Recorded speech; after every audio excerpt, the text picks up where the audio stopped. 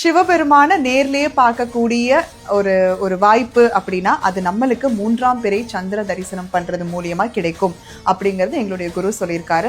ஒவ்வொரு மாதமும் வர அந்த த்விதியை திதி அன்று நம்ம சாயந்தரம் ஒரு 6:30 மணிக்கு மேல ஒரு மேற்கு நோக்கி நம்ம பார்த்தோம் அப்படின்னா மெல்லிய கீரலா 3ஆம் பிறை சந்திர தரிசனம் நம்மளுக்கு கிடைக்கும். வர ஜூன் 16ஆம் தேதி செவ்வாய்க்கிழமை சாயந்தரம் அந்த 6:30 மணிக்கு மேல நீங்க போய் உங்க மொட்டை மாடியில நின்று குடும்பத்தோட தரிசனம் பண்ணீங்கன்னா ரொம்ப சிறப்பு.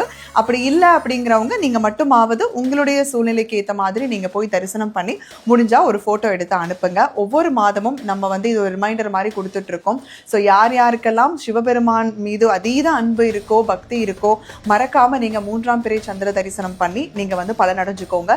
கீழே வெறும் குடும்ப பிரச்சனை மட்டும் கிடையாது, நிறைய விஷயங்கள் நம்மளுக்கு 3ஆம் பிறை சந்திர தரிசனம் பண்றது மூலியமா கிடைக்கும்.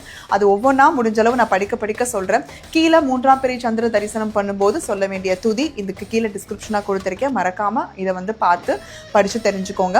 3ஆம் பிறையை பார்க்கக்கூடிய அந்த முத்திரை வச்சு பார்க்கறதும் நான் ஆல்ரெடி வீடியோல போட்டிருக்கேன். தெரியாதவங்க ஸ்டோரியில ஷேர் பண்ணியிருக்கேன். மறக்காம நீங்க போய் அந்த முத்திரை வச்சு நீங்க பார்த்து தெரிஞ்சுக்கோங்க.